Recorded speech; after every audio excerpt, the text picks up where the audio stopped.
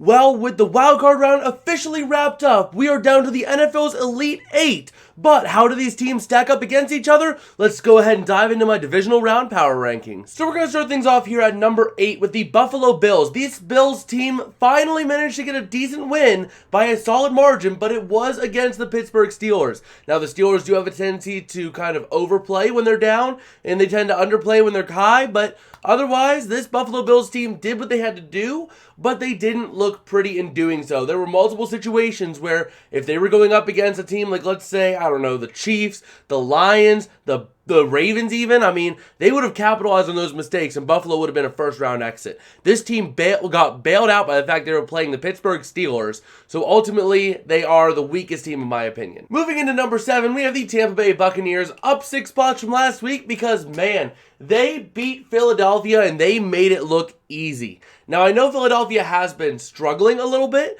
and they've been limping into the playoffs, and I suspected they would be a first-round exit, but at the same time, I expected Philadelphia to at least keep it competitive.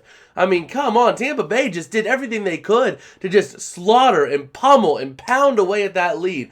Philly kept in it, but Tampa Bay put it away whenever it mattered most. At number 6, we got a team that, oh boy, I would not have expected them to pull off a win, but they did. The Green Bay Packers up a whopping 8 spots from last week because, hot damn, they did what they had to do in Dallas, and they got a huge statement win against a pretty solid team. Overall, this Packers team looks like they're clicking. The offense is jiving. The the young guys at wide receiver and Jordan Love are all playing their best ball of the year right now, and it can only get better from here, right? Well, we'll see. They go to San Fran this week. At number 5, we have the Kansas City Chiefs, up 4 spots from last week because this team finally started looking like the Chiefs team that we know and love. They actually played well. They dominated an opponent thoroughly. Yes, it was at home. Yes, it was in the cold elements. But at the same time, the Chiefs finally looked like that team that we expected them to be coming into the regular season. And I think that if they can ride this momentum wave, they might be able to make some noise in Buffalo,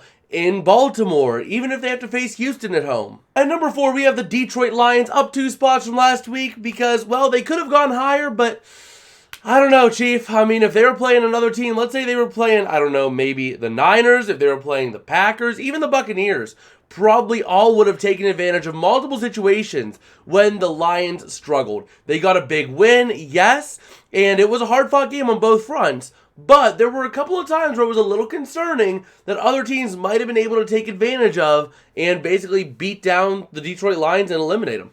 At number 3, we have the Houston Texans, up 4 spots from last week because, man, this team is looking good. I love the way CJ Stroud's playing. He has good wide receivers around him. He has Tank Dell. He has Nico Collins, Dalton Schultz, an aging tight end, but still a very, very viable presence.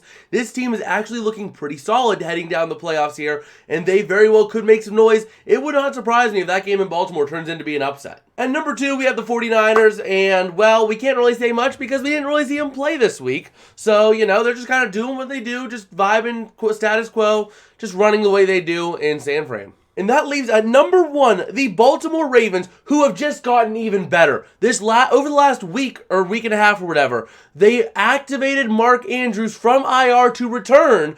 This guy is a huge difference maker for the Ravens. And if he is managing to play this week, oh boy, watch out, Houston. I know I love you. I know I'm high on you.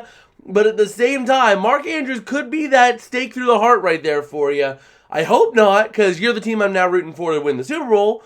But at the same time, Baltimore getting back and healthier is just absolutely massive at this point in the season. Well, that's about going to do it for me today, but before I do wrap this video up, I do want to take a minute to just apologize about the lack of content yesterday. As some of you guys know, I was out traveling yesterday, getting back out for the spring semester. All that same old every time we get around the wild card weekend.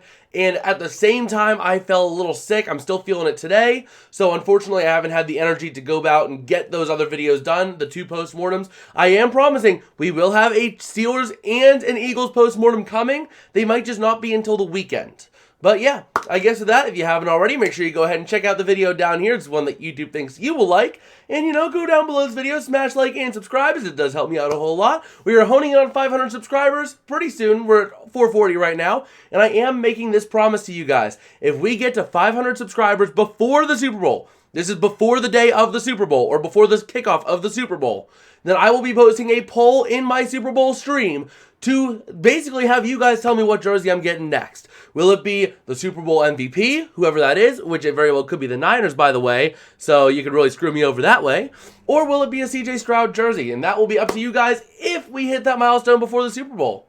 And with that, I will see you guys later. Peace out and have a good one.